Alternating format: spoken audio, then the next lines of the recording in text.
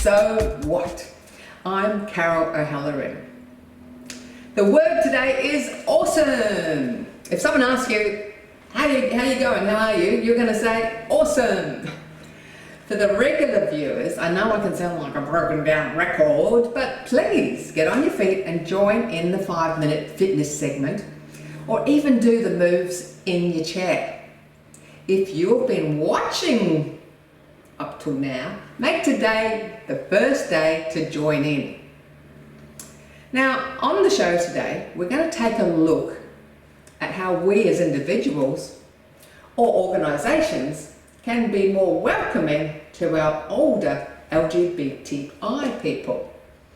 Even though it seems that most people in Australia are now very accepting, unfortunately, many of our older LGBTI community still carry a lot of anxiety from the past. So it's up to all of us to be more welcoming. To finish the show today, we're going to talk to some single people who are out and about on a Saturday night with stepping out events. You can even go on your own because they'll look after you.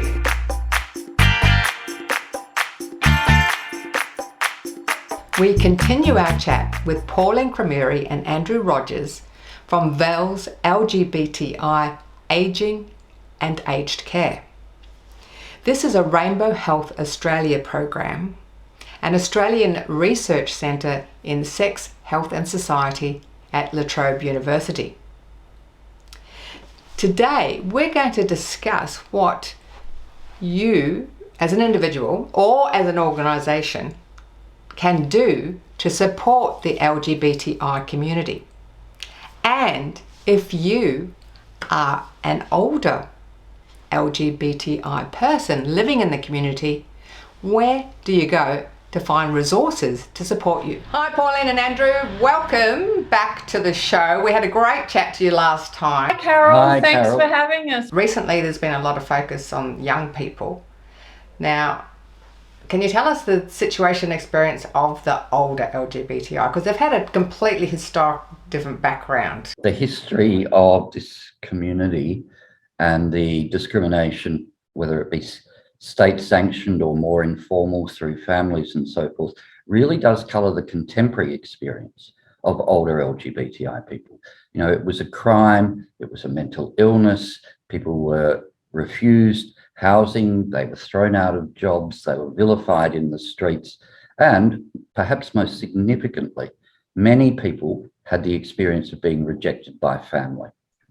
What that did for them was to set up a view of the world that this isn't necessarily a safe place. Many of them still view the world with that lens. They still say, this isn't a safe place. I don't trust the organisations. The service providers, I don't believe that they will treat me with respect.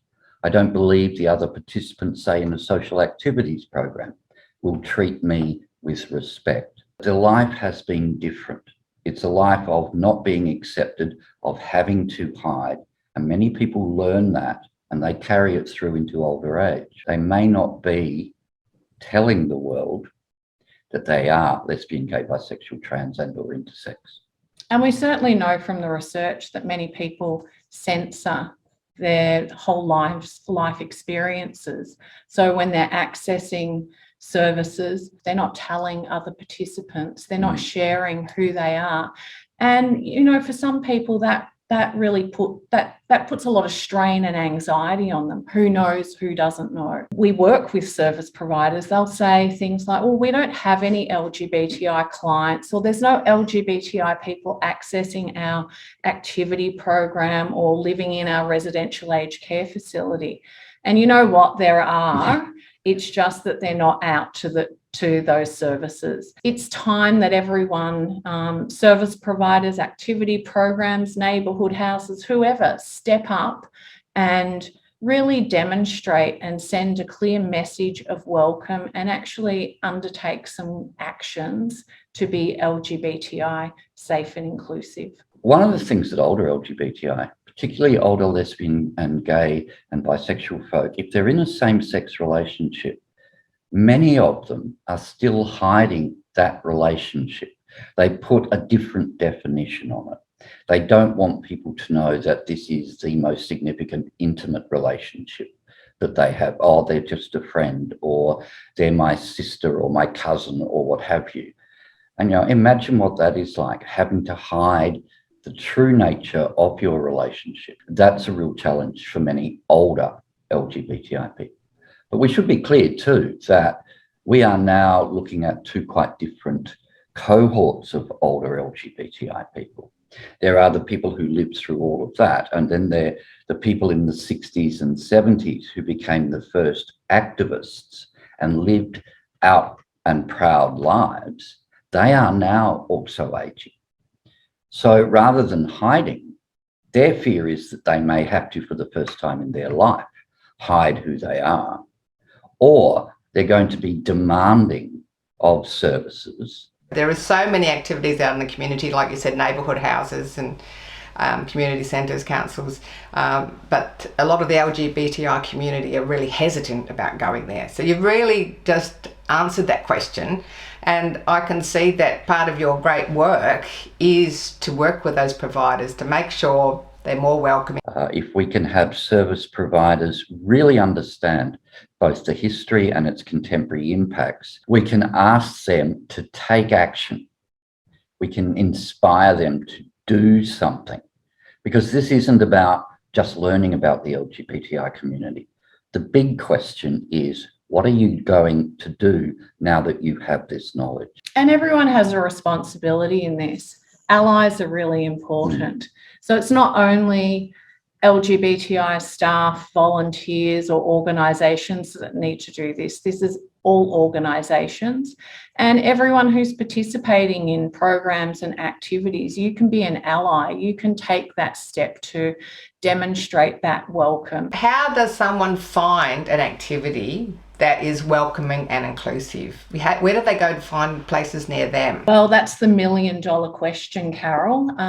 We'd love to say that there's lots of programs and activities that are LGBTI safe and inclusive. Of course, there are a growing number of organisations that are undertaking Rainbow Tick accreditation. There are a range of activity programs throughout the state that unfortunately they're few and far between that are specifically for older LGBTI people. We share that information on our social media platform, our website. So the number one place for people to find social events and activities and programs is to go to your website. Within Victoria, I would say our website's a good place to go for older LGBTI people.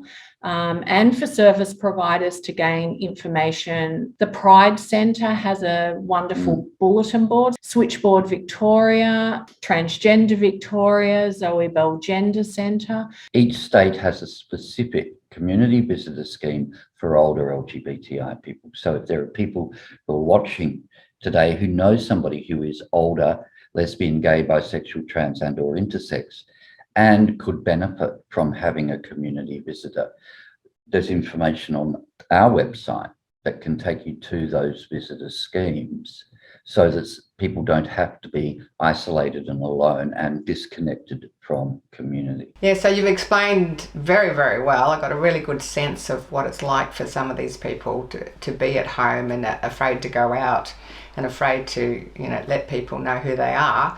If there's someone watching today, either an individual or a couple, that's feeling really isolated, what would you suggest that they do? If they really don't know where to start, we're more than happy to assist them. So giving us a telephone call or sending us an email, and we're happy to make some suggestions, provide some referral pathways.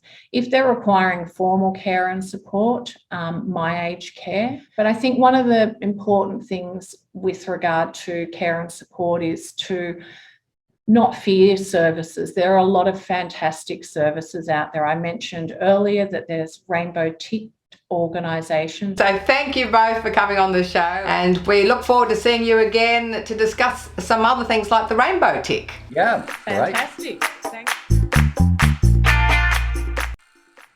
Thanks for watching our TV show. Be sure to hit subscribe and then you'll never miss an episode. Jump on Facebook, join our group, get in on the fun, fitness, wellness and inspiration. I'm Carol, over 50. So what?